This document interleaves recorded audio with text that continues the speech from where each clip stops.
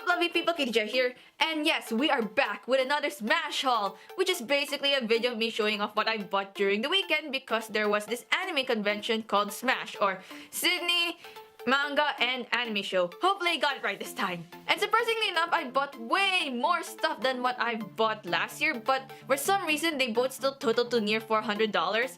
I don't know how or why. I guess the merch was a bit cheaper this year, that I was able to buy more stuff. I don't know if this is a good or bad thing. I spent way too much money in a VidCon to worry about. Oh god damn it. But before we get into me showing off what I bought, I just want to talk about my experience in Smash because it's a really interesting convention and I enjoy going there. Let's start vlogging before I start showing off, shall we? So unless you watched the video I posted last year, the reason why I go to Smash is because I'm a volunteer photographer, meaning I take photos of the events, I take photos of cosplayers, sometimes the special guest that arrives. Basically I just take photos and Smash uses them for their advertising purposes and social media and whatever they could think of. But basically, I just take photos for them, and I took way too much photos this year than what I took last year because apparently it totaled to around 1,000 photos. But it's really good. I enjoy going to the event. I enjoy taking photos of people, and I'm able to show off my Smash Pass as a photographer, so it means I kind of get like special treatment in some degree. So this is the media pass I got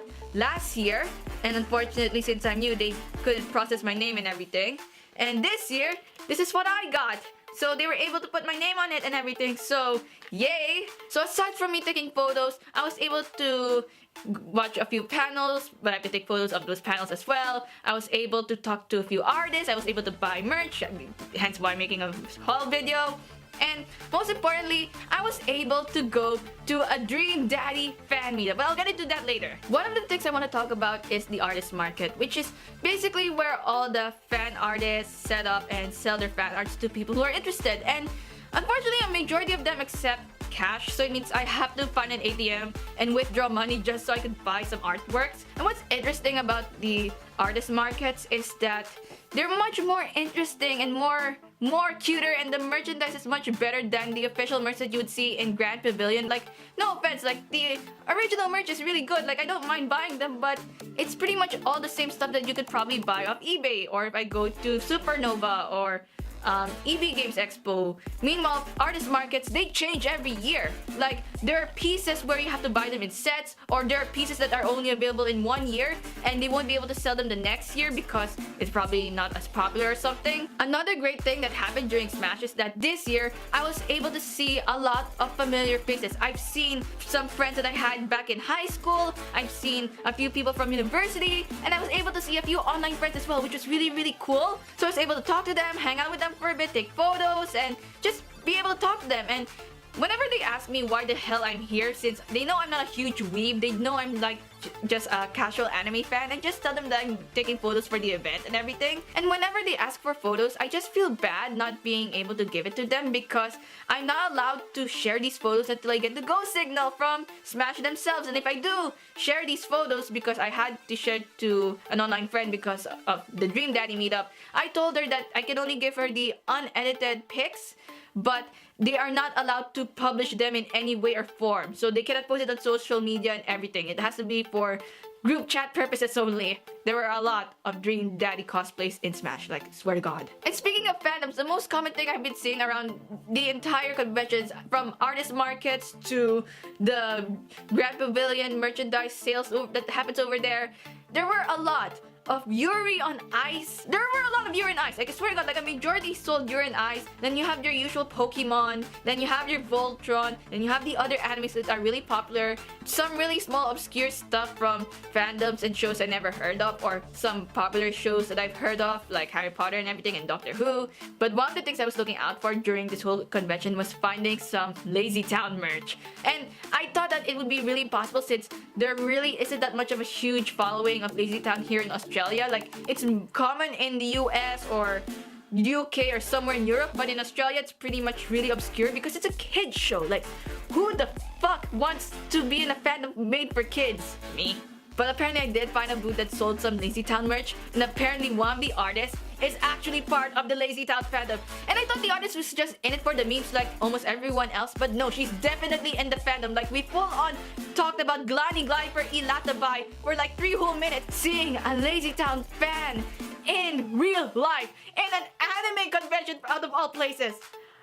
I am freaking out. Like, oh my god, it was nice meeting you and everything. And the final thing I want to talk about is the Dream Daddy meetup. So basically, there was a Dream Daddy meetup and I decided to ditch my roster accidentally and decided to go to this meetup and cover it and take a bunch of Dream Daddy cosplay photos.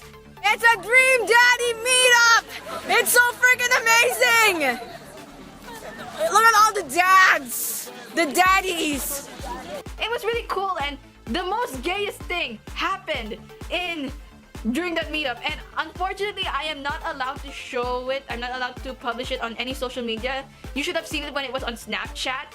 But basically, the most gayest thing happened during that meetup, that it was the pinnacle of Smash. I swear to god, it was really, really cool, and we all had a good laugh. And when I took photos using my camera, people told me to not give it to the marketing team. So when I had to dump all the photos, I had to unselect all the photos that revolve around what happened. So yeah, Smash doesn't have those photos, but they do have photos of all the Dream Daddy self-incest pics that I've taken. So all the Craig says, and the Robert says, and the Damien says. I should have done a Joseph says, but I didn't do it because there are like 3 Josephs, so it would be like a really weird threesome.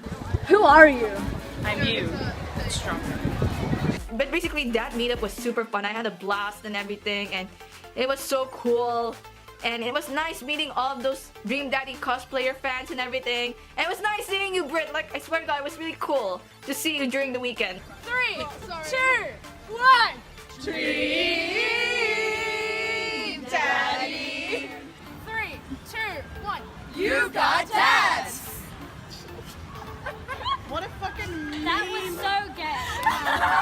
I did Snapchat a lot of the things that occurred, so if you want to find out what happens next year, if I do go to Smash next year, follow me on Snapchat. One of the weird things that happened during Smash, and it's not like weird in a bad way, I find the happy and joy in it, but it's kind of weird to me in some degree, was the fact that I was able to meet a fan. What happened was I was just talking to a guy, because why not? And then there was this girl who called me by my username, and she was like, oh my god, are you like the one who did the fandom meetups last year? And I'm just like, yeah, that's me.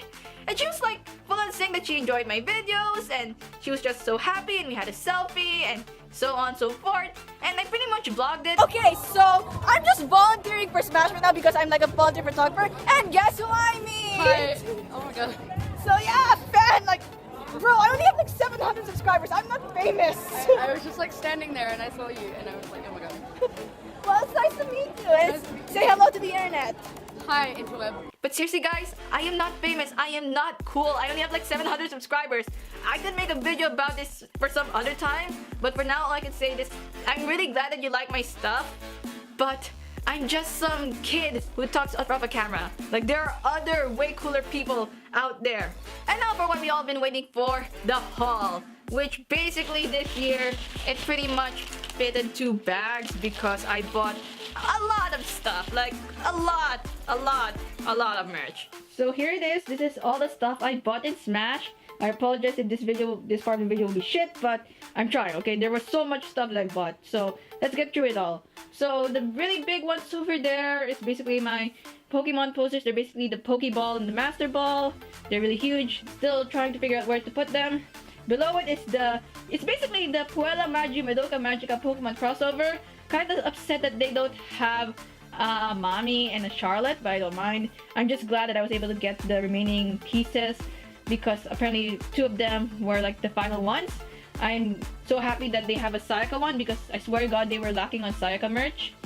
Right here is the Life is Strange posters, because I played the game, I had a blast.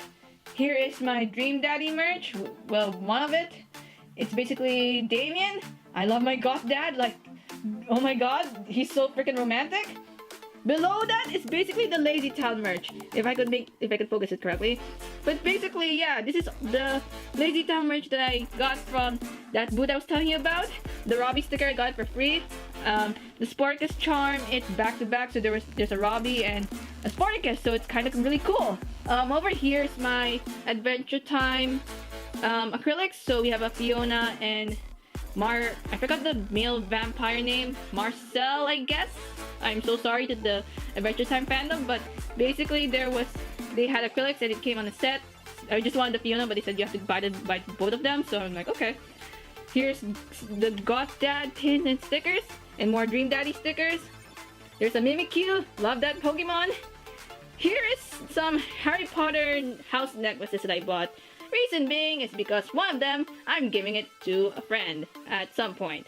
And if this person is watching this video, you may probably know why I asked what Harry Potter house you were in. So, lol, lol. Here we have a Yuri on Ice acrylic that's still in its bubble wrap. I just want to leave it in its bubble wrap for now. Pins, cat.